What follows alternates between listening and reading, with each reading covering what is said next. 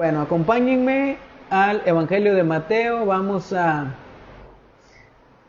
continuar en el capítulo 27. El capítulo 27 es muy largo porque pues narra todos esos eventos que acontecieron, ¿verdad?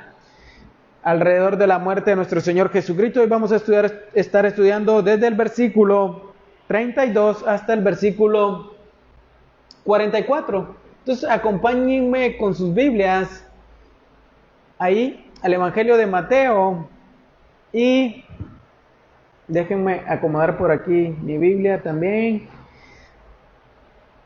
y encontrar aquí el capítulo 27, versículo 32 en adelante. Ya vamos a concluir este capítulo, yo creo que unos 2 estudios más, si no me equivoco. Luego tenemos el capítulo 28 por delante y concluimos el Evangelio de Mateo.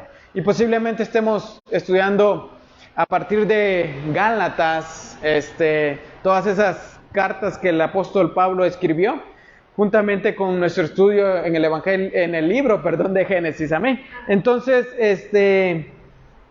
vamos a ir ahí al capítulo 27 también. Un saludo para todos aquellos que nos ven a través de el Facebook. Son muchos aquellos que nos sintonizan, así que si ustedes nos están viendo en este momento, pueden acompañarnos también ahí al capítulo 27 del Evangelio de Mateo. Vamos a estar a partir del versículo 32. Entonces dice así: y cuando salían, hallaron a un hombre de Cirene llamado Simón, el cual obligaron a que cargara su cruz. Cuando llegaron a un lugar llamado Gólgota, que significa lugar de la calavera, le dieron a beber vino mezclado con miel, pero después de probarlo no lo quiso beber. Y habiendo crucificado a Jesús, se repartieron sus vestidos echando suertes, y sentados lo custodiaban allí. Pusieron sobre su cabeza la acusación contra él, que decía: este es Jesús, el rey de los judíos. Entonces fueron crucificados con él 2 ladrones, uno a la derecha y uno a la izquierda. Vea qué interesante. Los que pasaban lo injuriaban, meneando la cabeza y diciendo: tú que destruyes el templo y en 3 días lo reedificas, sálvate a ti mismo. Si tú eres el Hijo de Dios, desciende de la cruz. De igual manera también los principales sacerdotes junto ¿con quiénes? Con los escribas y los ancianos, burlándose de él, le decían: a otros salvó, a él mismo no puede salvarse. Rey de Israel es, que baje ahora de la cruz y creeremos en él. En Dios confía, que Dios lo libre ahora si él quiere, porque ha dicho: yo soy el Hijo de Dios.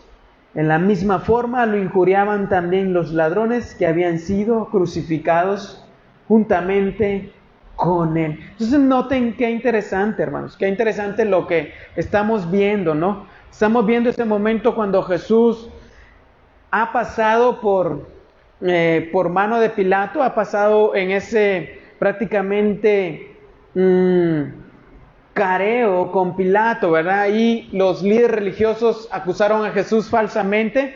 Luego tuvimos ese momento cuando Jesús es presentado juntamente con Barrabás y se le da al pueblo a escoger, ¿verdad? ¿Quién de los dos?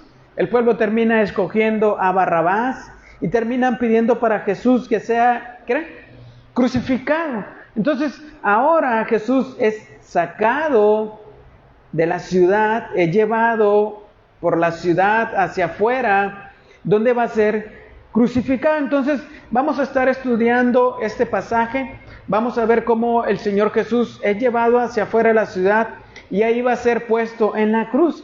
Y es muy interesante, ¿por qué? Porque los evangelios narran esto conjuntamente para mostrarnos precisamente que es algo importante para los creyentes. si ustedes ven, los 4 evangelios toman ese énfasis en narrar lo que fue la crucifixión de nuestro Señor Jesucristo. Entonces, vean qué interesante. Ahora, los líderes religiosos están ahí, continúan ahí alrededor de Jesús, incluso lo están incuriando. Entonces, la importancia de estos eventos, como lo decía, es mucha, porque incluso los evangelios se unen para poder describir todo esto que aconteció con respecto a la crucifixión de nuestro Señor Jesucristo. No sé si se escucha. ¿Sí se escucha? ¿Se escucha bien? Ok. Entonces, en nuestro estudio anterior pudimos ver el sufrimiento de nuestro Señor Jesucristo. ¿Se recuerdan cómo, estando en manos de Pilato, lo torturaron, lo escupieron, le pusieron una corona de espinas, se burlaron de él, lo golpeaban? Vimos todos esos sufrimientos que Jesús pues llevó en su carne, ¿verdad? Y vimos cómo se burlaban de él, incluso haciéndole honores como los de un rey, pero a la misma vez esos honores llevaban ese tono de burla. Entonces, cuando termina esa tortura por parte de los romanos allí en el pretorio, toman a Jesús y ahora lo conducen hacia la crucifixión. Entonces podemos imaginarnos, ¿verdad?, la manera poco amable en la cual conducían a Jesús por aquellas calles de Jerusalén. Jesús es llevado hacia la ciudad, hacia las afueras de la ciudad, cargando una cruz. Así que veamos qué fue lo que pasó después de que Jesús es sacado del pretorio. Dice, y cuando salían, hallaron a un hombre de Cirene llamado Simón, al cual obligaron a que llevara su cruz. Desde aquel lugar llamado el pretorio, donde Jesús, ¿se recuerdan?, es azotado, es lastimado, Jesús es conducido por la ciudad, que hoy en día algunas personas le han llamado la Vía Dolorosa. Cuando ustedes tengan la oportunidad de ir a Jerusalén, en algún momento van a ver que ciertas calles son llamadas la Vía Dolorosa, porque se presume que por ahí fue donde Jesús fue conducido hacia la crucifixión. Entonces, era costumbre de la ley judía que la muerte se hiciera a las afueras de la ciudad de Jerusalén. No se podía castigar con la pena capital a una persona dentro de la ciudad. Tenía que ser llevado fuera del campamento, fuera de la ciudad, y ahí ser castigado con esa pena capital. Entonces, siguiendo esa costumbre judía, Jesús es sacado de la ciudad hacia las afueras. Y recuerden, Jesús ha sido azotado severamente. Su condición física es terrible, no está en una buena condición. Está quizás lacerado de su espalda, está perdiendo mucha sangre, está con contusiones en su cabeza, en su cuerpo, en sus músculos. Entonces, como dijimos en el estudio anterior, muchos morían aún siendo azotados. El castigo, el azote romano era tan brutal que muchos morían en ese momento, no llegaban incluso a la crucifixión. Entonces, vean qué interesante, Jesús ha resistido todo eso, ha pasado todo eso en su cuerpo y ahora está siendo conducido hacia las afueras de la ciudad, donde va a ser crucificado y va a morir. Entonces, William Barclay dice, el criminal era dirigido a la escena de la crucifixión por la ruta más larga posible, para que la mayor cantidad posible de personas pudieran verlo y tomar advertencia de la sombría visión. Es decir, era conducido por la ciudad, por una larga ruta, pero era también eso una advertencia hacia los demás de lo que les podía acontecer si ellos llegaban a cometer algún delito, a cometer alguna acción en contra del gobierno romano. Entonces, vean qué interesante, Jesús sale cargando su cruz, como lo dice Juan en el capítulo 19, Jesús sale cargando su cruz en dirección al Gólgota. ¿Cuánto pesaba esa cruz? No lo sabemos a ciencia cierta, pero algunos estudiosos dicen que el peso entero de una cruz era normalmente de 140 kilos. Pero la víctima solo cargaba el travesaño, que pesaba aproximadamente unos 35 a 55 kilos. Siendo tan solo el travesaño, pesaba bastante. Entonces posiblemente Jesús está llevando ese travesaño con 55 kilos aproximadamente de peso. Aparte, en la condición física que se encuentran, imagínense el dolor que producía todo eso. Aparte, no me imagino que le iban dando agua ni curándole las heridas. Quizás lo iban castigando y azotando durante el camino. Es decir, el Señor está padeciendo, sufriendo, llevando esa culpa nuestra. Entonces esto nos recuerda las palabras de Jesús: si alguno quiere venir en pos de mí, niéguese a sí mismo, tome su cruz y sígame. Entonces noten qué interesante, Jesús está siendo conducido de esta manera. Por eso cuando Jesús dijo estas palabras a sus discípulos: si alguien quiere venir en pos de mí, niéguese a sí mismo, tome su cruz y sígame. Es decir, Jesús estaba pensando en esto que le iba a acontecer a él. Jesús conocía de antemano esta escena que él iba a pasar. Entonces, este llamado a los discípulos de negarse a sí mismos era precisamente eso. No amarse más de lo que se amaban, sino que era de despojarse de ese amor a sí mismos, tomar esa cruz del Evangelio, tomar esa cruz que conducía precisamente a eso, a una muerte acerca de mí mismo, una muerte hacia mi voluntad, una muerte hacia mis propios deseos y pasiones. Y dice el Señor Jesús: y sígame. Por eso es necesario, hermanos, que día con día nos neguemos a nosotros mismos. No, hermanos, es que hoy tengo esto que hacer, hermano. No es que hoy tengo que esto u otro que hacer. Y pues es que no me lo puedo perder. Y ponemos excusas, ¿no? Y decimos todo con el placer de apacentarnos a nosotros mismos. Por eso el Señor Jesús les dijo a los discípulos: si alguien quiere venir en pos de mí, lo primero que tiene que hacer es que negarse a sí mismo. Entonces, característica del verdadero discípulo, característica del verdadero creyente es que constantemente se está negando a sí mismo. Sí, hay muchas cosas que como personas quisiéramos hacer, hay muchas cosas que como en la carne humana quisiéramos deleitarnos, pero cuando somos verdaderos creyentes tenemos que empezar a negarnos a ciertas cosas, tomar la cruz del Evangelio y seguir a nuestro Señor. Por eso Jesús ahí se está negando a sí mismo. La gloria que Él tenía con el Padre la ha dejado a un lado. Se ha negado a sí mismo y ha tomado forma de siervo y se ha humillado hasta lo sumo, dice Filipenses, y hallándose en esa condición, ha sido obediente hasta la muerte y muerte de cruz. Entonces, qué interesante, Jesús nos pone el ejemplo. Jesús nos pone el ejemplo que nosotros como discípulos debemos de hacer, tomar la cruz y seguirle. Entonces la cruz, hermanos, era sinónimo de muerte. La cruz no era que hoy la ando aquí colgada y qué bonito se ve, es de oro y que a veces la tenemos en un templo. No, la cruz en aquel tiempo, hermanos, era sinónimo de muerte. Quien llevaba una cruz cargada era porque sabía que iba a morir. Por eso Jesús dice: tomen su cruz, estén dispuestos a morir a sí mismos, estén dispuestos a dar muerte a sus deseos, a ustedes mismos, con tal de seguirme a mí. Por eso hubo una persona que se le acercó y le dijo a Jesús: deja que primero entierra a mis parientes, a los muertos. Jesús le dijo: deja que los muertos entierren a sus muertos.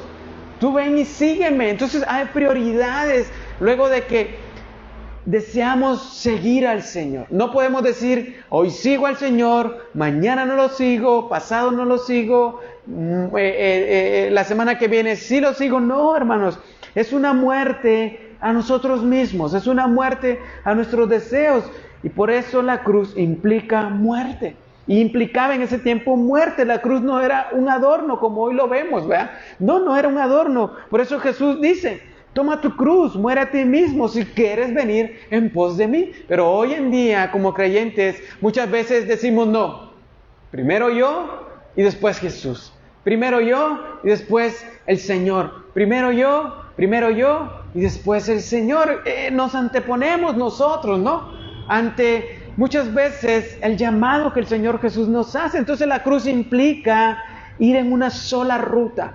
La cruz implica es caminar hacia el frente, no retroceder, es ir hacia el frente y es morir, porque en la muerte no hay vuelta atrás. Entonces, qué interesante, Jesús está yendo hacia ahí, caminando hacia la cruz, humillándose a sí mismo, y la pregunta es entonces a nosotros, si Jesús nos dice, niégate a ti mismo y toma tu cruz y sígame, la pregunta es entonces a nosotros, ¿ya tomamos nuestra cruz?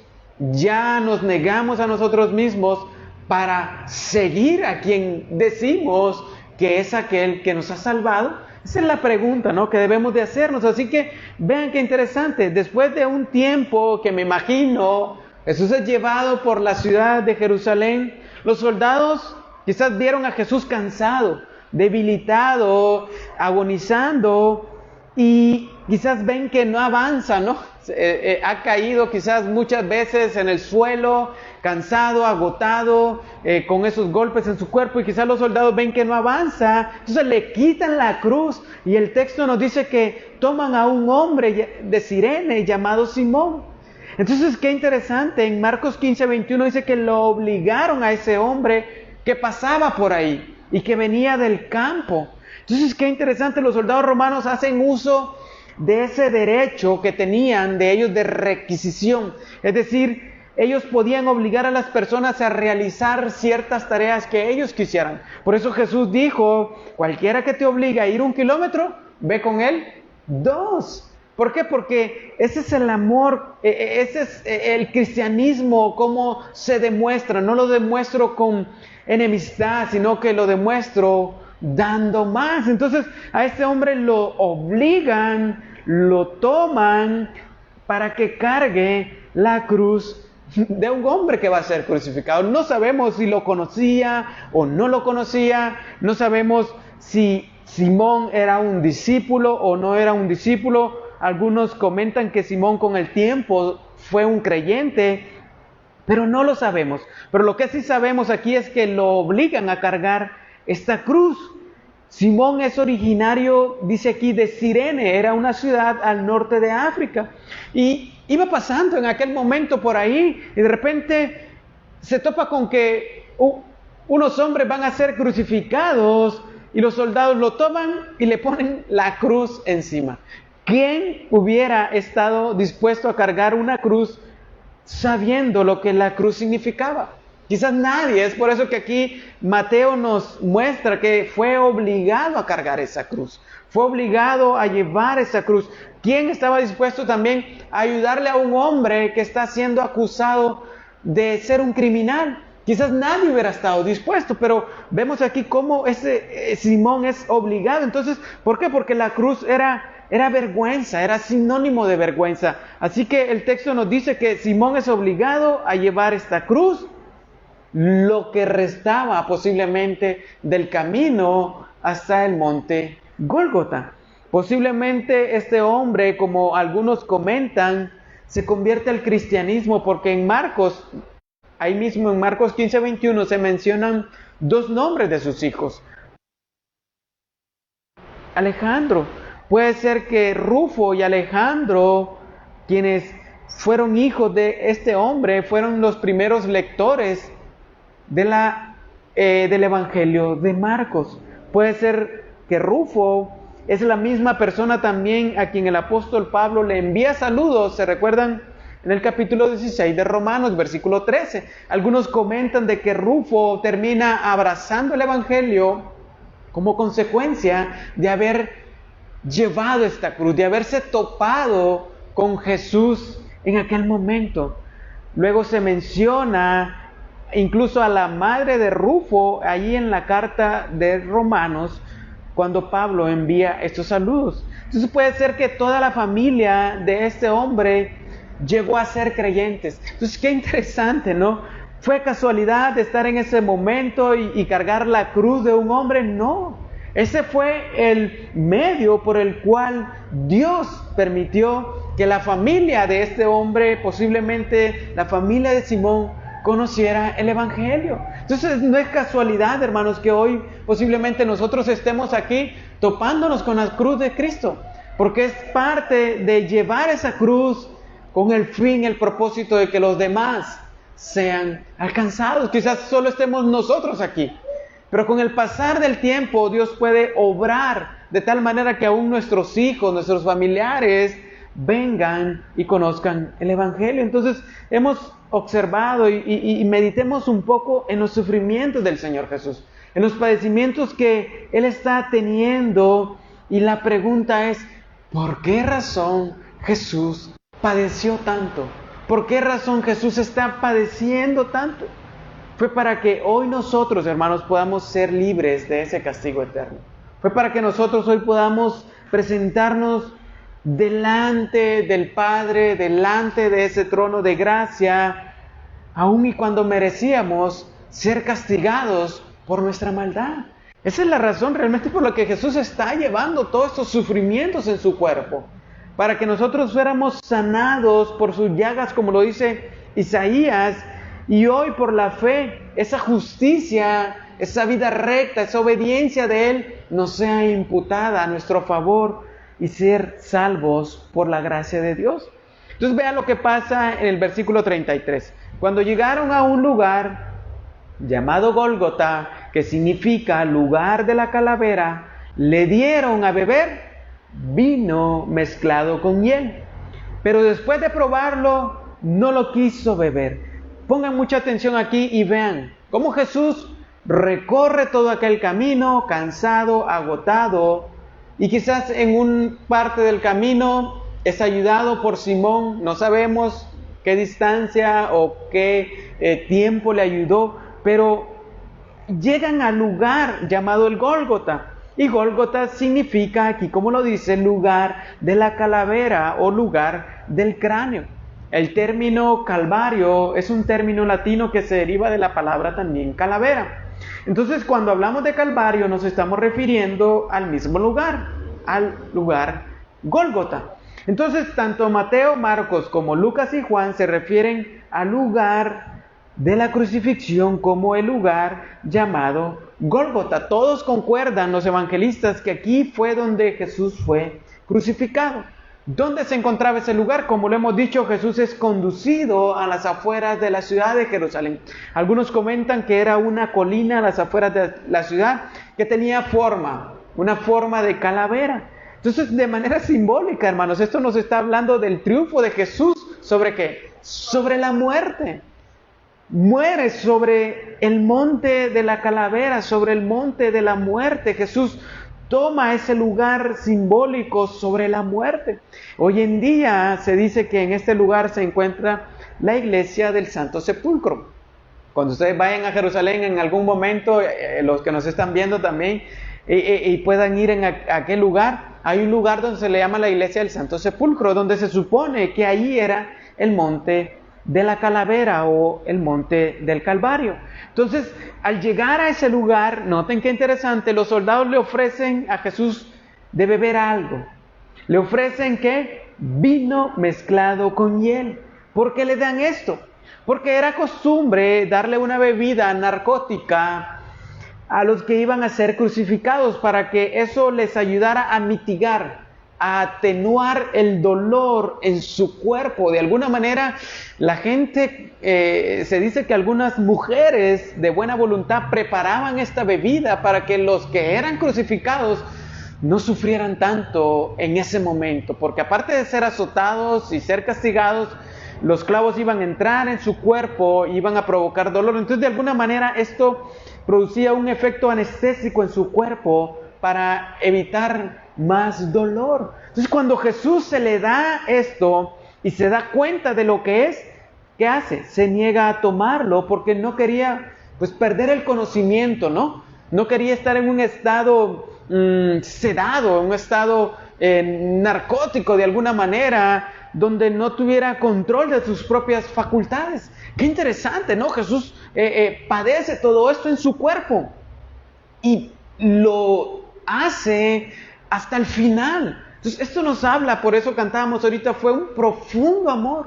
Es un amor inagotable, un amor divino realmente, porque cualquier hombre hubiera dicho, no, pues denme a mí a beber eso, porque no aguanto el dolor. Entonces Jesús rehúsa tomar esta bebida para que pues de alguna manera no se le atribuyera el mérito a este sedante de haberle ayudado a resistir esa agonía en la cruz. De que los demás dijeron, no, sí, fue crucificado, pero porque tomó miel vino mezclado con miel. Por eso aguantó los sufrimientos. Entonces, ¿qué salvador es ese que tienen? No, Jesús dice, no quiero que nada se lleve el mérito de esta victoria.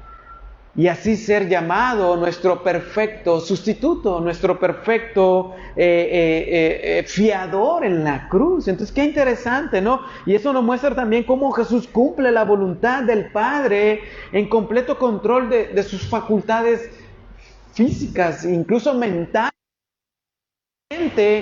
del dolor que está padeciendo. Quiere estar consciente del dolor que va a padecer. Por eso, hermanos, la oración en el huerto de Getsemaní no era una oración fácil. Por eso dice que en el huerto de Getsemaní Jesús sudaba gotas como de sangre. La agonía, si Padre, si es tu voluntad, pasa de mí esta copa, no era una oración sencilla. Jesús conocía de antemano todos estos sufrimientos que iban a venir, la crueldad con la cual iba a ser tratado. Entonces, por eso, previamente, Jesús en el huerto de Getsemaní hace esta oración. Pero dice, no se haga mi voluntad, sino la tuya. Entonces, vean, hermanos, qué interesante, la cruz trae dolor. La cruz trae dolor, pero también trae el cumplimiento de la voluntad del Padre. Jesús le dijo a sus discípulos, tomen su cruz y síganme. Entonces, hermanos, la cruz también implica dolor, implica caminar con dolor. Ser creyente no es, ay, todo me va a ir bien, ay, qué bonito, qué felicidad, prosperidad, esto y lo otro. No, hermanos, la cruz también implica dolor. Es por eso que Jesús dijo, niéguense a sí mismos.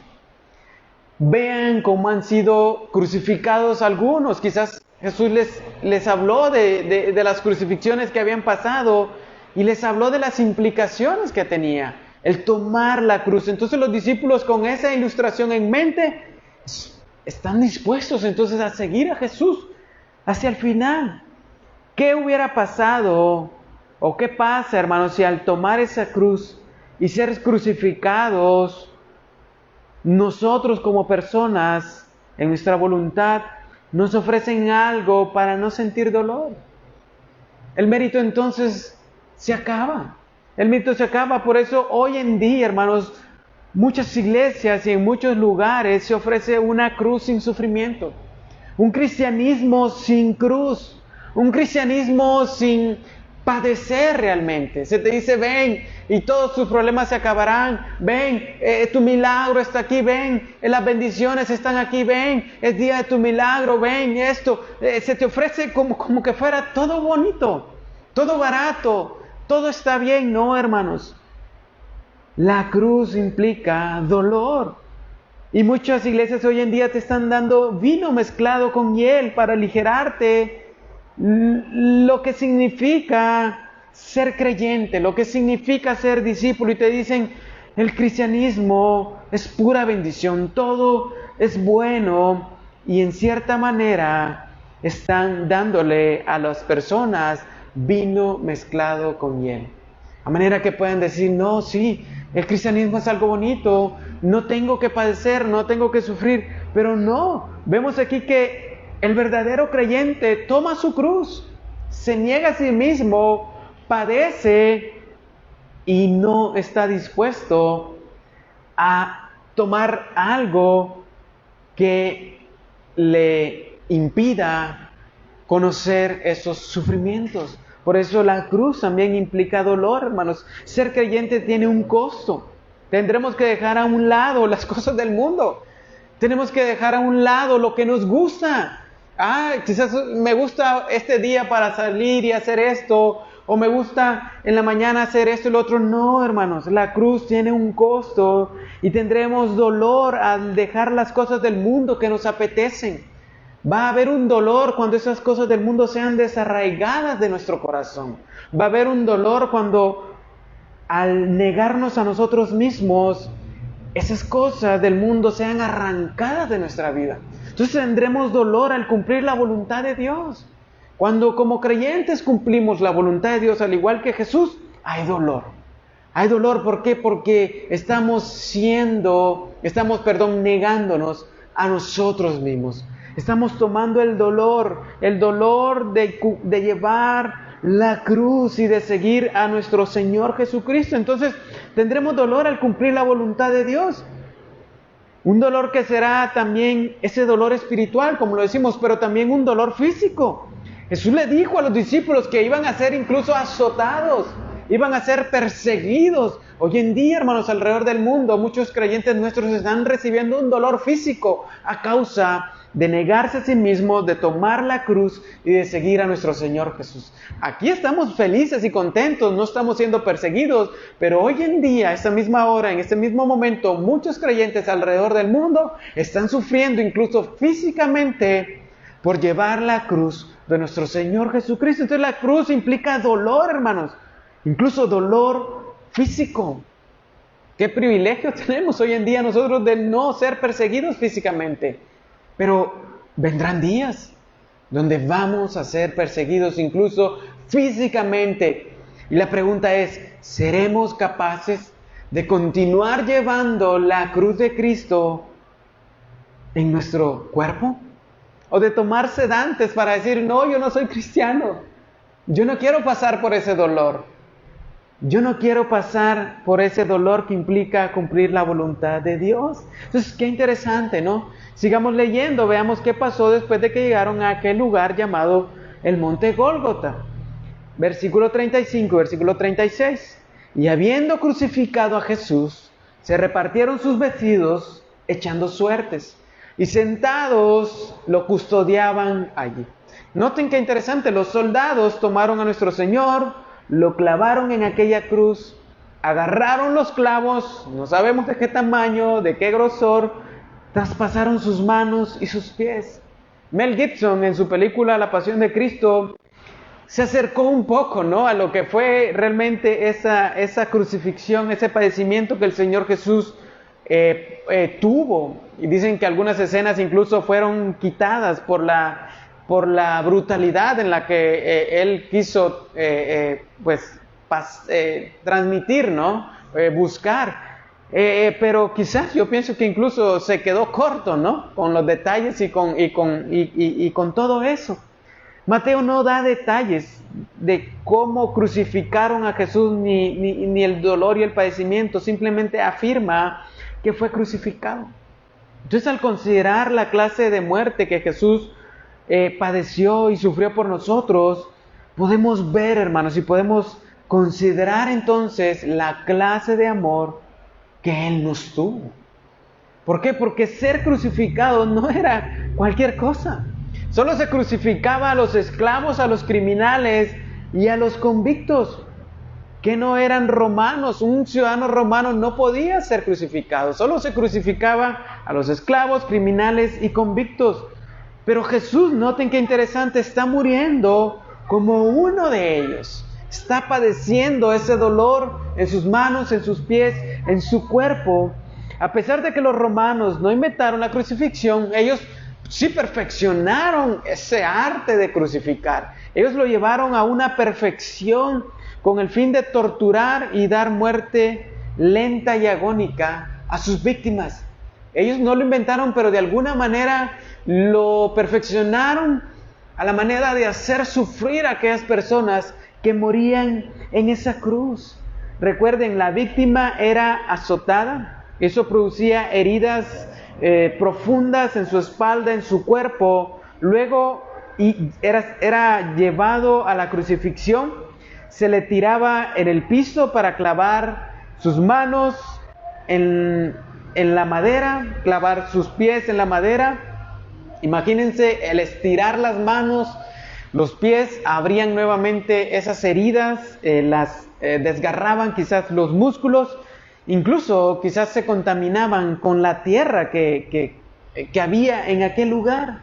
Con cada aliento que se exhalaba en la cruz, las heridas y la presión del cuerpo sobre la madera volvían más dolorosa la muerte, porque incluso, no sé, no soy médico, pero había inflamación quizás en algunos órganos, quizás costillas rotas, no sabemos, pero cada aliento y cada exhalación traía dolor en la víctima. Entonces cada clavo en las muñecas se dice que dañaba el nervio medio, lo que producía un dolor ardiente en ambos brazos, y eso terminaba produciendo que las manos se contrayeran en forma de garra. O sea, el que estaba clavado terminaba haciendo sus manos así por el dolor que había en sus músculos y tendones y en su sistema nervioso. Entonces era una muerte terrible, hermanos, era una muerte cruel, era un padecimiento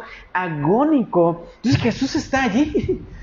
Y al estar allí, la pregunta es, ¿qué lo está impulsando a estar muriendo de esa manera? Nuevamente vemos que es su amor por nosotros. Entonces podríamos seguir mencionando cuestiones físicas que él estaba padeciendo en ese momento. Incluso hay documentales completos acerca de ese momento donde Jesús murió. Si ustedes buscan en YouTube documentales sobre la muerte de Jesús en el aspecto médico, les van a aparecer muchas cosas. Pero lo que me encanta es que el profeta Isaías ya había escrito acerca de esto. Y vean cómo dice Isaías 53:10. Pero quiso el Señor quebrantarlo, sometiéndolo a padecimiento, cuando Él se entregue a sí mismo como ofrenda de expiación. Entonces, hermanos, se está cumpliendo la palabra. Dios está quebrantando a su Hijo. Dios está entregando a su Hijo a un padecimiento. Dios lo está dando al mundo en esa cruz. Entonces, desde mucho antes ya se había escrito lo que Jesús iba a padecer. Incluso Jesús ya le había dicho a sus discípulos cómo iba a morir. Iba a ser crucificado. Y recordemos nuevamente, y lo hemos dicho muchas veces aquí, Jesús no está muriendo como víctima de las circunstancias. Jesús se está entregando a sí mismo, como lo decía Isaías capítulo 53, versículo 10. Él se está entregando a sí mismo como ofrenda de expiación. Es por eso que Jesús recalca a sus discípulos: niéguense a sí mismos si me quieren seguir. Este es el camino para ser un verdadero discípulo. Este es el camino para ir detrás de mí. Esta es la verdadera condición de un discípulo, negarse a sí mismo. Entonces Jesús no está muriendo como víctima de las circunstancias. Jesús se está entregando. Por eso es sorprendente cuando Jesús le dice a Judas: haz lo que tienes que hacer. Haz lo que tienes que hacer. ¿Podemos dudar entonces del amor de Cristo? No podemos dudar. No podemos dudar de ese amor, porque Él está dando su vida en favor nuestro. Hoy en día la cruz es un símbolo muy usado, es un símbolo muy respetado, por lo que es muy difícil, hermanos, que podamos ver lo negativo que era en aquellos tiempos llamar a Jesús el crucificado. ¿Cómo es posible que creas en un hombre que murió crucificado? Como un criminal, como un hombre aborrecido. ¿Cómo es posible que digas que ese hombre es tu Salvador, que ese hombre es tu Mesías, cuando murió de esa manera? Entonces, hoy la cruz pinta muy bonita, ¿no? Pero en aquel tiempo ser seguidor de Jesús y decir: yo creo en ese hombre que murió en esa cruz, no era nada fácil, hermanos. En el Imperio Romano resultaba escandaloso sugerir que la gente debía adorar a un judío crucificado como el Hijo de Dios. Es decir, estos están locos. Por eso Pablo en 1 Corintios capítulo 1 versículo 18 escribió: porque la palabra de la cruz es locura, necedad para los que se pierden. ¿Cómo es posible que creas en un hombre que murió en una cruz? Eso es tonto, eso es ilógico que ese hombre te salve muriendo en esa cruz. Pero dice Pablo: pero para nosotros los salvos es poder de Dios. Y más adelante en el versículo 23 dice: pero nosotros predicamos a Cristo crucificado, piedra de tropiezo para los judíos. Los judíos no podían creer. ¿Cómo es que ese hombre es el Mesías, el Hijo de Dios, muriendo en esa cruz. El verdadero Mesías, decían los judíos, que nosotros esperamos y creemos, es aquel que nos va a libertar de este yugo. Ese no es un verdadero Mesías, no es un Salvador, es un hombre, es un criminal, es un falso, decían. Por eso la cruz y Cristo crucificado para los judíos era un tropiezo. No podían ver el poder de Dios. Incluso dice Pablo, es necedad para los gentiles. Ellos no creen, lo ven como algo necio. Pero dice en el 24, sin embargo, para los llamados, los que han creído, tanto judíos como gentiles, como griegos, Cristo, el que fue crucificado allí en la cruz, dice Pablo, es poder de Dios. Es lo que dijo Isaías. Dios lo está sometiendo a padecimiento, por eso es poder de Dios y sabiduría de Dios. La sabiduría de Dios que se está desarrollando desde Génesis. El plan redentor que Dios está desarrollando desde Génesis está llegando a su culminación en la cruz. Por eso es la sabiduría de Dios, el amor de Dios derramado en la cruz del Calvario. Entonces, debido a que los apóstoles insistieron muchas veces en esto, la expiación es el centro del cristianismo. Nuestro centro es la cruz, hermanos. No podemos predicar nada más que al Señor crucificado, que su amor derramado en la cruz. Por eso no podemos salirnos por la tangente y empezar a predicar sobre esto, sobre el otro. No, el centro del cristianismo es el Señor Jesucristo derramando su vida en la cruz. Que el recuerdo, hermanos, de esa crucifixión quede clavado en nuestra mente y en nuestro corazón. Y que cada día nos lleve a amarle más verdaderamente. Que cada día nos lleve más a obedecerle verdaderamente. Por eso resulta hoy una gran cantidad de cristianos que divagan en el Evangelio. Porque no se les ha mostrado verdaderamente quién murió en la cruz y por qué razón murió en la cruz y cuáles fueron sus razones para morir en la cruz. Por eso divagan. ¿Por qué? Porque no han asimilado verdaderamente cuál fue la razón de la muerte de Jesucristo en la cruz. No ha quedado grabado en su mente, no ha quedado grabado en su corazón el efecto que tenía morir allí en la cruz. Vean qué interesante, Jesús es crucificado, ahora sus ropas son repartidas entre los soldados. Los soldados tenían el derecho de apropiarse de alguna manera de los vestidos de las víctimas que eran crucificados. Ellos podían quitarle la ropa y decir, no, pues yo me quedo con esto, se la voy a regalar a un tío, a un hermano, a mi hijo. O sea, no le vamos a robar lo que lleva puesto. Entonces los soldados empiezan, aquí como dice ahí el versículo, a echar suertes, es como a sortearla, ¿no? Juguemos una lotería aquí, a ver quién se queda con la ropa del Señor Jesús. Y dice Juan capítulo 19, versículo 23, que estaban echando suertes sobre una túnica. La túnica del Señor Jesús, que era una túnica sin costura. Entonces Mateo nos dice aquí que están echando suertes sobre los vestidos, sobre la ropa del Señor Jesucristo. Esto es, hermanos, interesante porque cuando vamos a Salmos capítulo 22, versículo 18, el salmista ya había anunciado esto que iba a pasarle al Señor. Dice, versículo 18 de Salmo 22, se reparten entre sí mis vestidos y sobre mi ropa echan suertes. ¡Qué interesante! Desde el Antiguo Testamento ya estaba anunciado lo que iba a acontecer en aquel momento. Entonces veamos, hermanos, cómo nuestro Señor se humilló hasta lo sumo, incluso perdiendo su propia ropa, muriendo desnudo en aquella cruz, muriendo avergonzado en aquella cruz, siendo clavado en completa desnudez y en completa humillación.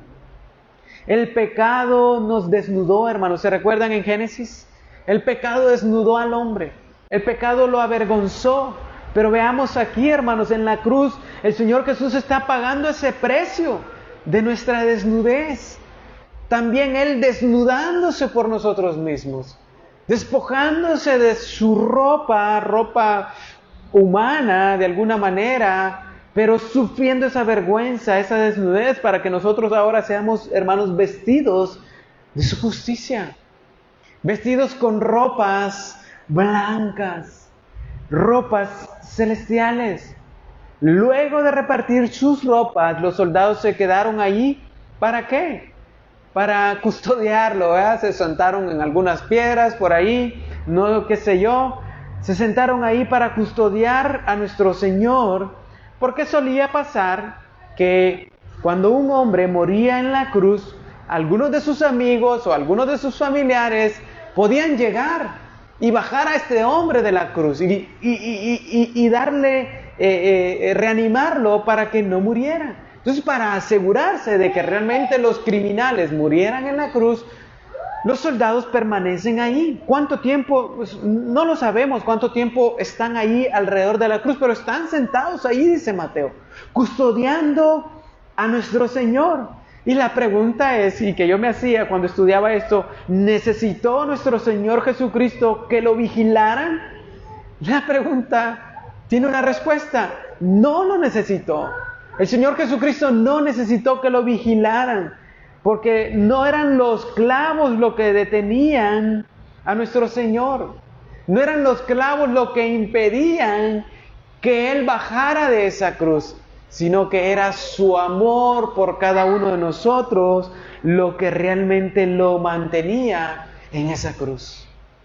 Entonces, qué interesante, ¿no? Nuevamente, la palabra nos muestra, es un amor profundo, es un amor incomparable. Cuando eso no penetre en nuestra mente, en nuestro corazón, seguiremos divagando y jugando al cristianismo. Al que hoy soy creyente, al que mañana no soy, al que hoy me afirmo, mañana me caigo, y así. ¿Por qué? Porque no ha entrado en nuestra mente y nuestro corazón el precio que el Señor Jesús pagó, el dolor que Él sufrió y la razón por la cual murió allí. No tenía razón de morir ahí, pero lo hizo por amor hacia nosotros. Entonces vean qué interesante, los soldados se quedan ahí para asegurarse que muera realmente el Señor Jesús. ¿Qué pasó después? Versículo 37, vean lo que dice: pusieron sobre su cabeza la acusación contra él, que decía: este es Jesús, el rey de los judíos. Era costumbre escribir una frase en madera, el crimen, por así decir, por el cual la víctima era crucificada. Este anuncio se llevaba incluso durante la peregrinación o el Via Crucis, exactamente. El Via Crucis se llevaba ese cartel, ese anuncio que anunciaba la razón por la cual el criminal estaba siendo crucificado. Entonces, de alguna manera, significaba también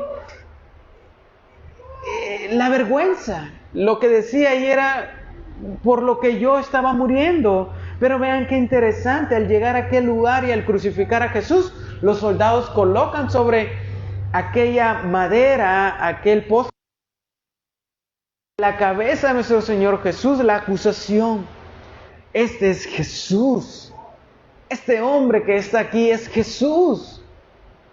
Y me acuerdo que cuando Jesús nació y Simón lo ve, aquel hombre, cuando lo van a Jesús a presentar al templo, ese hombre se regocijó, porque él sabía que este hombre sería el Salvador, el Mesías.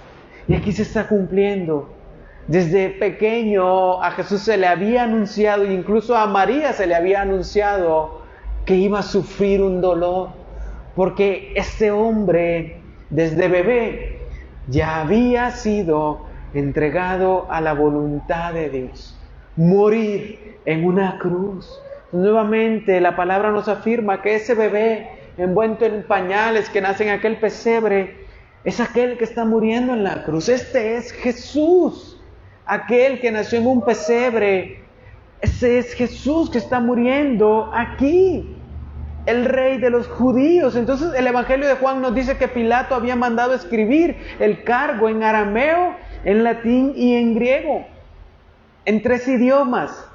Las palabras "el rey de los judíos" ofendieron tanto a los líderes religiosos, como nos dice Juan en el capítulo 19, que ellos querían cambiar lo que decía ahí.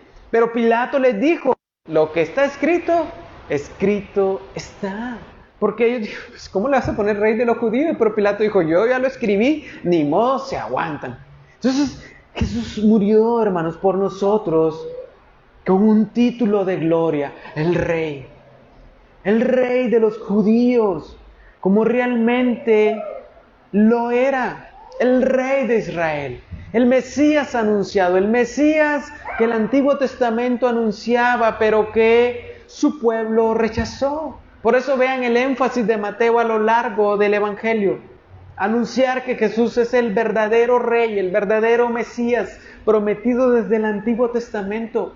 Y aquí en su crucifixión se vuelve a demostrar que Él era ese Mesías, ese rey anunciado, ese renuevo, ese rey prometido, descendiente de David, que gobernaría sobre el trono. Entonces Jesús muere con un título de gloria, como lo que realmente es el rey de Israel. Ese título habla con toda claridad que Jesús es el Mesías, a quien los líderes religiosos y el pueblo de Israel debía someterse de buena voluntad, pero no quisieron, no lo hicieron, sino que le terminaron dando muerte, y muerte en una cruz. Se cumplía lo dicho por Jesús. Juan capítulo 3, versículo 14. Como Moisés levantó la serpiente en el desierto, así es necesario que sea levantado el Hijo del Hombre. Interesante. Jesús ya lo había dicho. Así como Moisés levantó aquella serpiente en el desierto para que aquellos que habían sido mordidos por serpientes, al ver aquella serpiente y poner su fe en Dios, fueran sanados. Asimismo, dice Jesús, el Hijo del Hombre será levantado para que todo, versículo 15, aquel que cree tenga vida eterna. Ahora nosotros, hermanos, al ver la cruz, al creer verdaderamente estoy diciendo, no de hoy creo, no, verdaderamente, al creer verdaderamente, tendremos vida eterna. Al poner nuestra fe en ese sacrificio, al poner nuestra fe en ese amor derramado, al creer en que esa muerte ha expiado nuestras vidas de la culpa. Entonces fue por medio de esa cruz, hermanos, que Jesús obtuvo la victoria.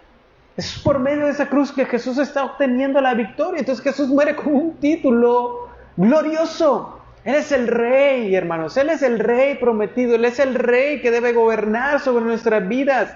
Y así como fue levantada esa serpiente en el desierto, así era necesario que Él fuera levantado, para que nosotros levantáramos nuestra vista hacia Él, lo miráramos. Y aunque pareciera una locura creer en un hombre crucificado, eso al creer nos trayera la vida eterna. Entonces por eso es necedad creer en la cruz. Por eso el Evangelio es un poco necio. Hasta parece ilógico que un hombre crucificado traiga vida eterna. Pero realmente la palabra nos dice que eso es poder y sabiduría de Dios. Sigamos leyendo, versículo 38 hacia el final. Entonces fueron crucificados con Él 2 ladrones, uno a la derecha y uno a la izquierda. Noten, junto con Jesús fueron crucificados 2 hombres. Y el texto nos dice que eran ladrones. Ladrones, no sabemos bajo qué condición llegaron a ese lugar, pero fueron puestos allí, uno a cada lado. Fue injusto que muriera Jesús entre 2 ladrones como un criminal, pero también era un honor, hermanos, porque allí estamos representados todos los seres humanos. Ahí estamos representados todos los hombres en esos 2 ladrones. Jesús está muriendo en medio de 2 criminales, incluso Él como un criminal, como ya lo vimos en versículos más anteriores. Pero se cumplía nuevamente lo escrito por Isaías en el capítulo 53, versículo 12. Y con los transgresores fue contado 1, 2, 3. Había solamente 2 transgresores ahí en la cruz. uno a su derecha y uno a la izquierda, pero todo mundo decía, no, hay 3 transgresores. Por eso dice Isaías, fue contado como un transgresor, llevó el pecado de muchos e intercedió por los transgresores. Qué interesante, hermanos. Todo esto tiene sentido ahora. Todo esto ahora, entonces por eso vemos, es sabiduría de Dios. La cruz no es un suceso espontáneo y que pasó y que no hallaban que... Sabiduría de Dios desplegada desde el Antiguo Testamento, anunciada.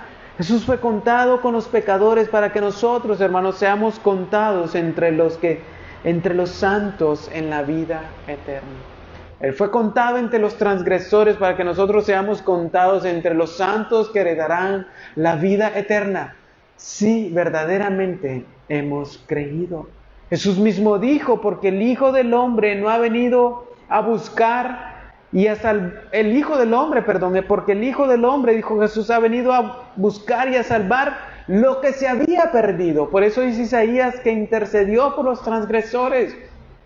Jesús vino precisamente a eso, a salvar, a buscar lo que se había perdido, porque incluso en la cruz salvó a uno que ya estaba perdido, que ya nadie decía, ese hombre va a morir ahí como un ladrón. Al final vemos como uno de ellos cree en Él y termina siendo salvo. Versículo 39, los que pasaban lo injuriaban, meneando la cabeza y diciendo, versículo 40, tú que destruyes el templo en 3 días, lo reedificas, pues sálvate a ti mismo. Si tú eres el Hijo de Dios, desciende de esa cruz.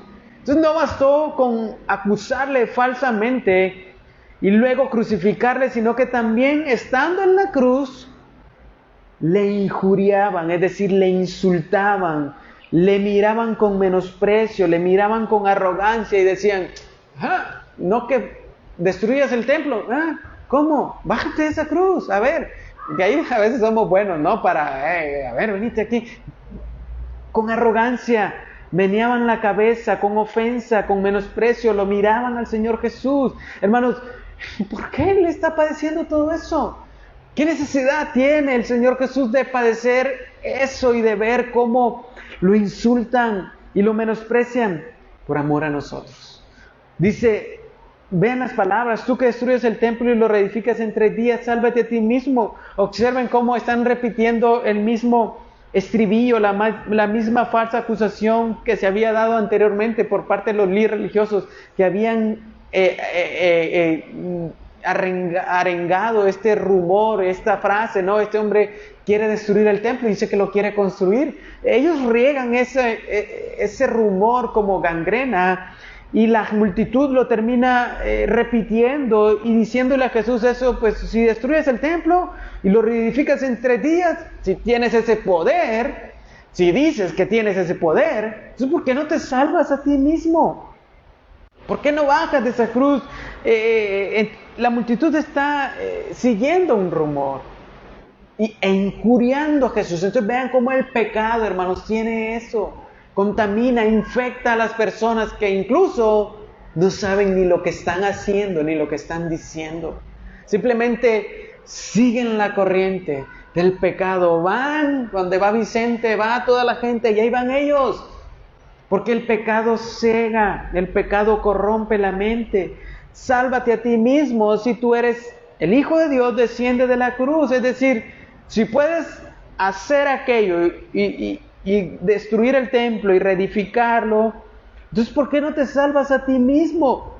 Si dices que eres el Hijo de Dios como lo afirmas, noten la arrogancia y el sarcasmo, entonces pues baja de esa cruz. ¿Qué te cuesta, Jesús, bajar de esa cruz si dices que eres el Hijo de Dios? Casi le decían, ¿por qué no demuestras tu poder divino descendiendo de esa cruz? Querían que Jesús les demostrara que Él era el Hijo de Dios con el hecho de bajar de la cruz y decir que con él y la razón y decir, pues si no baja, Hijo de Dios. El argumento es, pues como no baja, no es Hijo de Dios. Si bajara, entonces sí es Hijo de Dios. Pero Jesús no les va a dar esa comidilla para que ellos tengan esa morbosidad, no va a complacer esa morbosidad. Jesús está soportando esta burla, hermanos, de quienes pasan por ahí. Jesús está soportando eso y está aferrado a la cruz. No porque no puede bajarse, sino, como le hemos dicho, por amor a cada uno de nosotros. Y no solo la multitud, sino también se unen a este coro otro grupo, los líderes religiosos. De igual manera también los principales, sacerdotes, junto con los escribas y los ancianos, posiblemente la curia religiosa, el Sanedrín nuevamente junto aquí. ¿Qué están haciendo? Burlándose de él. Y burlándose de él decían: a otros salvó, ay, sí, a otros sanó, a otros libertó, a otros les hizo favores, y a él mismo no puede salvarse. Entonces, ¿qué clase, decían ellos, de rey de Israel es este? ¿Qué clase de rey es que dice que puede salvar a otros, pero no se salva a sí mismo? Dice que puede libertar a otros, pero no puede libertarse a sí mismo. Que baje ahora de la cruz y creeremos en él. Noten el sarcasmo que están expresando. Y dice en el versículo 43, en Dios confía, que lo libre ahora si él lo quiere, porque ha dicho: yo soy el Hijo de Dios. Entonces veamos, hermanos, el completo rechazo aquí, llegando a su punto máximo por parte de los líderes religiosos, del judaísmo oficial, de la religión vacía que había en ese momento en Israel. Los líderes religiosos se están burlando de Jesús. Incluso están pensando que si él baja, van a creer. Están haciéndole una oferta. Bajas, creemos. Si no bajas, pues no creemos. Pero su presencia de esos líderes religiosos ahí frente a la cruz demuestra lo que han venido demostrando desde el principio: hostilidad hacia Jesús. Hostilidad hacia Jesús, rechazo hacia Jesús, rechazo hacia su presencia, y no dejan de desaprovechar hasta el último momento para acusarlo falsamente e injuriarlo e insultarlo. Se decían entre sí mismos, no le decían a Jesús, sino que entre sí mismos, dicen los evangelios, que entre ellos mismos se decían: pues a otros salvó, hey Panchito, a otros salvó y no se salva a sí mismo. No puede salvarse, este hombre es un falso Mesías. Vean las cosas que están diciendo, no puede salvarse a sí mismo. Aducían que si Jesús había salvado a otras personas, entonces Jesús, ¿por qué no se salva a sí mismo? ¿Por qué si Jesús dice que ha sanado a otros, por qué no se salva a sí mismo? Este hombre es un falso, decían. Pero no entendían y no podían entender que lo que realmente Jesús no quería no era salvarse a sí mismo. Porque Jesús dice: yo no he venido a ser servido, yo he venido a morir. Yo he venido a morir para salvar a muchos. Yo he venido a morir, yo no he venido para salvar, yo no he venido para cuidar mi vida. Yo he venido para morir y para salvar a todos los que crean. Entonces, como lo hemos visto, Jesús entrega su vida.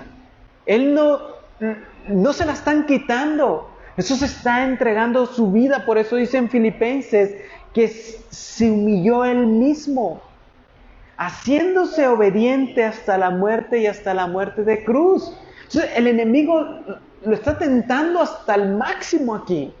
El enemigo lo está tentando hasta el último momento, está tendiendo la trampa de que si es posible que se baje esa cruz, no se cumple el plan de redención.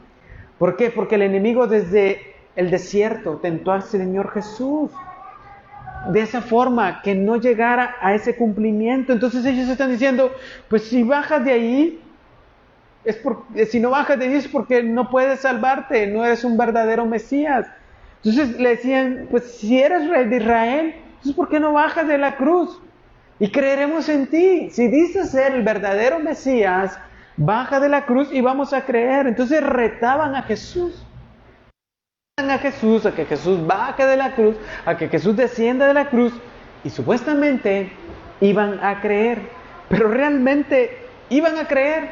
No iban a creer. Sabemos que no, porque su corazón ya estaba endurecido. Jesús hizo muchos milagros de muchas formas, milagrosamente, y ellos no creyeron. Siempre dijeron, los milagros que hizo los hace por el poder de Satanás, por el poder de Belcebú. Ese es un falso. ¿Ustedes creen que si hubiera bajado la cruz realmente hubieran terminado creyendo? Creo que lo hubieran terminado de matar ahí mismo.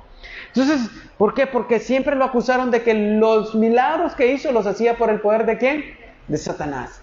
Y si se hubiera bajado la cruz hubieran dicho, tiene el poder de Satanás, por eso se baja de esa cruz. Entonces estos hombres están resueltos a no creer. Anteriormente le habían pedido una señal al Señor Jesús los líderes religiosos, y Jesús les dijo, la única señal que les daré es la señal de Jonás. Algo mucho más difícil, que es subir de la muerte, subir del sepulcro, resucitar de la muerte. Bajar de la cruz no va a ser la señal. Bajar de la cruz no va a ser el evento que va a hacer a muchos creer. No, es resucitar al tercer día. Esa será la señal por la cual muchos creerán.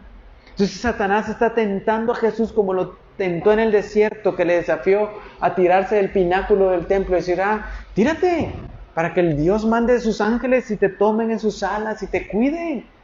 Entonces Satanás lo está tentando aquí nuevamente. Observen, a través de estos líderes religiosos, para que no se cumpla el plan redentor de morir en la cruz, de con su sangre pagar el precio de nuestros pecados. Satanás está dispuesto a arruinarlo de todas formas, y aún tentando a Jesús, aún tentándolo a no sufrir más. Bájate de esa cruz, bájate Jesús. ¿Por qué sufres? ¿Por qué dejas que el Padre te abandone de esta manera? Entonces Él quiere interrumpir el plan redentor. Si Jesús hubiera bajado la cruz, eso hubiera probado entonces que no era el verdadero Salvador. ¿Por qué? Porque el plan redentor no se hubiera cumplido. Entonces hoy en día, hermanos, hay creyentes, lamentablemente, personas que de la misma manera retan al Señor.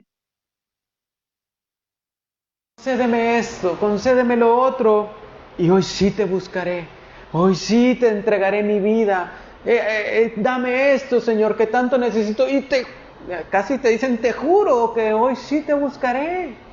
Entonces, como los líderes religiosos, baja y creemos, haz esto y creemos.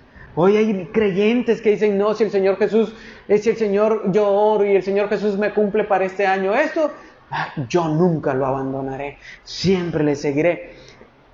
Piensan, hermanos, que pueden hacer esos tipos de tratos con el Señor, pero no es así, hermanos. El Señor ya nos dio lo que necesitamos. Él ya murió en la cruz y resucitó para nuestra salvación. Tan solo debemos de creer. No es de que si me concedes esto, creo. No, hermanos, debemos de creer porque ya se cumplió. El plan redentor ya se llevó a cabo. No podemos ponerle condición o términos a Dios para creer o no creer. Decir, pues si acontece esto en mi vida, sí voy a creer. Si pasa esto en mi vida, hoy sí me voy a afirmar. Si sana a mi hijo, si sana a mi hija, a mi esposa, a mi familiar, hoy sí no voy a salir de la iglesia. No, hermanos, no se trata de negociar con el Señor Jesús. Eso está equivocado. Eso es un cristianismo fraudulento. ¿Por qué? Porque Él ya nos dio lo que necesitamos, y fue morir y resucitar para nuestra salvación. Nuestra tarea, nuestro compromiso, nuestro deber es creer en lo que Él ya estableció. El que cree tiene vida eterna, y el que no cree ya ha sido condenado, dice la palabra, porque ya está el plan redentor cumplido. Ya no hay más por lo cual dar al hombre como señal para su salvación, como obra por su salvación. Estos hombres están queriendo negociar entre creer y no creer, y muchos creyentes hoy en día están en esa misma condición. Creo o no creo, si Dios me da esto, si Dios me da lo otro, creo o no creo. Vean el versículo 43, en Dios confía que Él lo libre, ahora si Él lo quiere. porque ha dicho yo soy el Hijo de Dios. Es decir, piensan que Dios no quiere salvarlo. Esos líderes religiosos están diciendo, pues Dios no quiere salvarlo. Dios no quiere salvar, Dios no lo salva porque no lo quiere, porque es un falso. Ellos están argumentando de esa manera.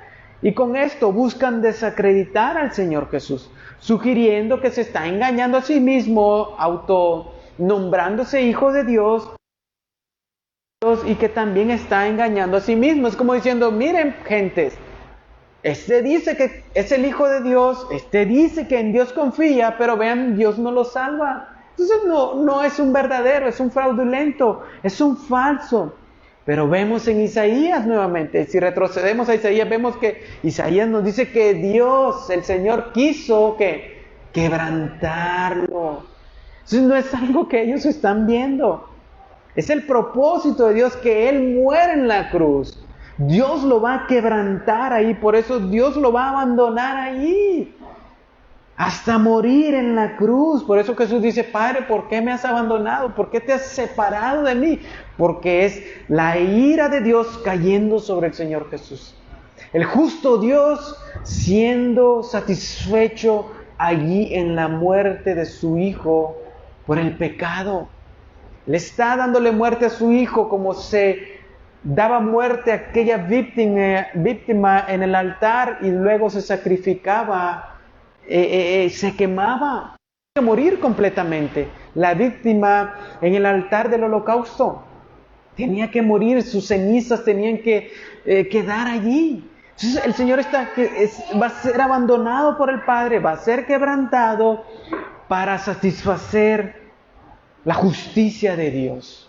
Para satisfacer la justicia de Dios. Entonces ellos no podían ver eso. Ellos no podían ver que Dios lo está tratando, que iba a dejar morir a su Hijo porque era parte del precio de nuestra redención. Era el precio que se tenía que pagar por nuestra redención. Y los líderes religiosos aquí están citando Salmos 22:8. Dice, si en Dios confía, que Dios... Este Salmo de David describe la crucifixión del Señor Jesús con detalles increíbles. Y aquí se está cumpliendo lo escrito. Se está cumpliendo lo escrito. El salmista también dijo en un momento similar, dijo, como quien quebranta mis huesos, mis adversarios me afrentan. Y todo el día me dicen, ¿dónde está tu Dios? Los líderes religiosos están diciendo, ¿dónde está el Dios de este hombre? ¿Dónde está el Dios de Jesús que dice que en Él confía y que no lo libra? Pero no miraban lo que Isaías había profetizado, que Dios lo iba a quebrantar, Dios lo iba a sacrificar ahí. Entonces, hermanos, de la misma manera, muchas personas buscan desacreditar nuestra fe en el Señor. En medio de situaciones de adversidad, de enfermedad. Miren, ese es creyente y dice que Dios lo va a sanar, está orando para que Dios lo sane y Dios no lo ha sanado. Entonces, ¿en qué Dios confía? Pero pues entonces el cristianismo es algo falso, dicen ellos, y empiezan a sacar esas conclusiones y argumentos para no creer, para no venir al Evangelio, para no creer. Entonces, hermanos, nuestra fe también va a sufrir burlas. Vamos a sufrir burlas así como el Señor Jesús. Miren, está crucificado, Dios no lo quiere, porque no ha bajado de la cruz. Y dice ser hijo de Dios. Y de la misma manera el mundo, hermanos, se va a burlar de nuestra fe. Van a venir situaciones donde el mundo va a decir, miren, es creyente. Dice que cree en Dios, dice que confía en Dios y Dios no lo libra de esa situación, Dios no lo liberta de esa situación. Entonces, por lo tanto, Dios no está con él. ¿Dónde está tu Dios? ¿Se recuerdan? Como el salmista decía, se burlan de mí, me afrentan. Pero el salmista más adelante, ahí en el capítulo 42, versículo 10, dice, alma mía, confía en el Señor. No te angusties, no te inquietes. Es decir, Dios está contigo.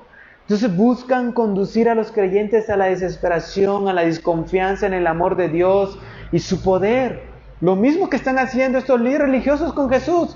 Buscan que Jesús desconfíe del amor del Padre, que lo va a resucitar el tercer día. Y imagínense, Jesús diciendo, ¿será posible que el Padre me va a resucitar? Lo están llevando a pensar en eso. Si muero, ¿me irá a resucitar al tercer día? Mejor no muero. Entonces, Satanás está utilizando esos medios para que el plan de redención no se cumpla. Pero el Señor fue obediente hasta la muerte. En un alto precio Él está soportando y soportará la muerte en la cruz. Entonces, hermanos, va a pasar lo mismo con nosotros. La burla va a llegar.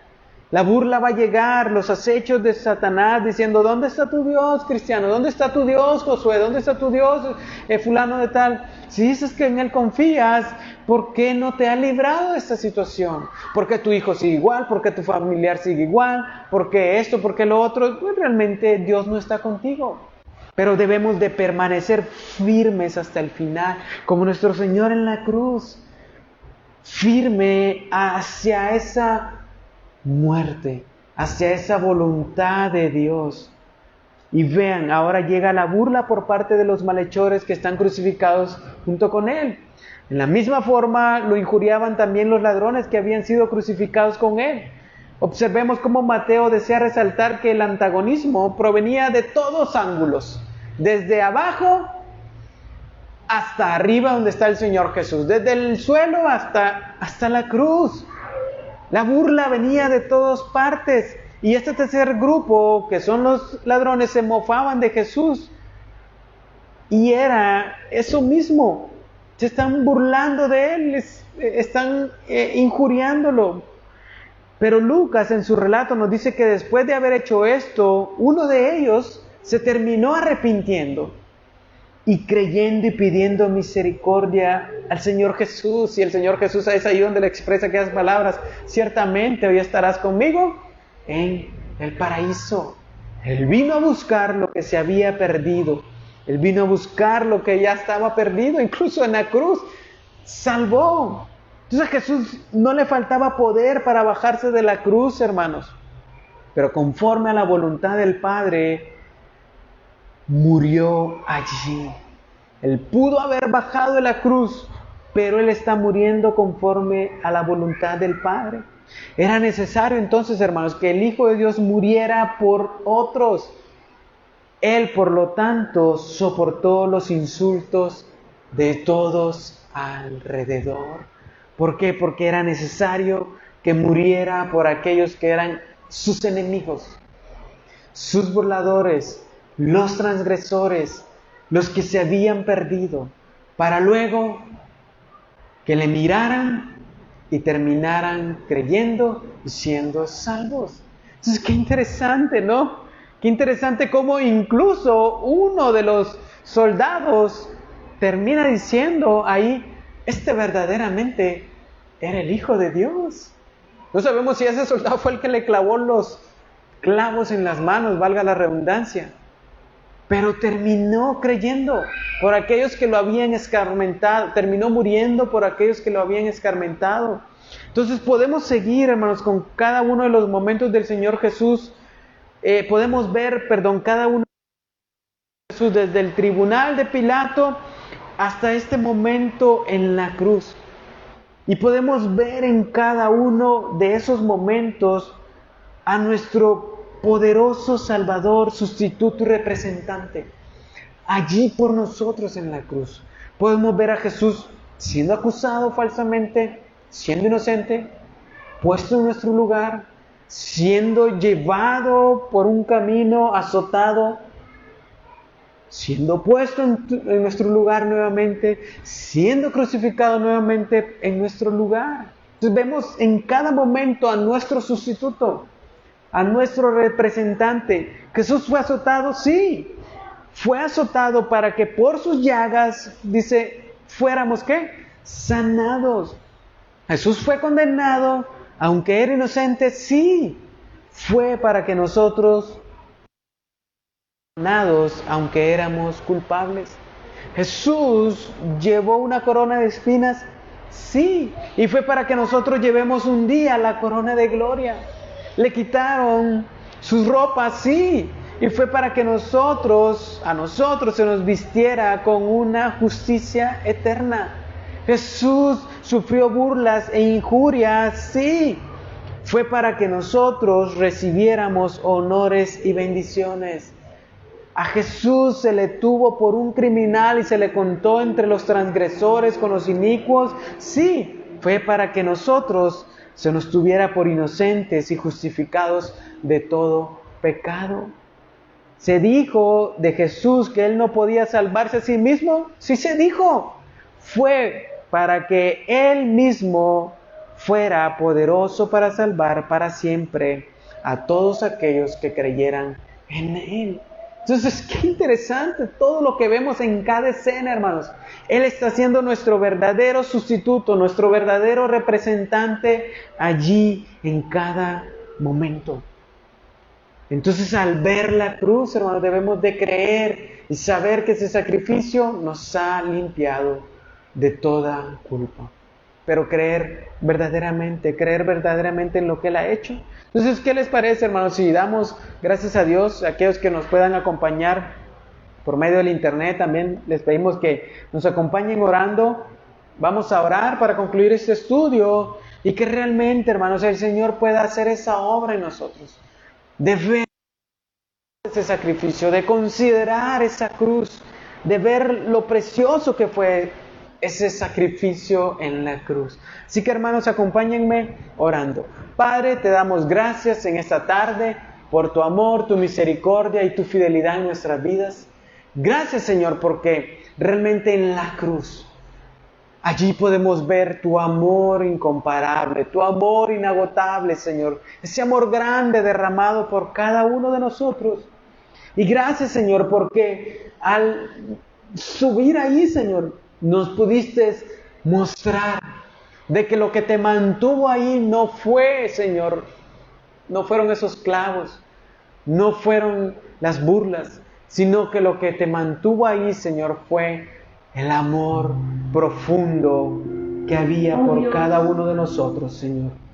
Así que te pedimos, Señor, en esta tarde, Señor, que nos muestres, Señor, ese verdadero sacrificio que has hecho y que quede grabado en nuestra mente y en nuestro corazón, Señor Jesús.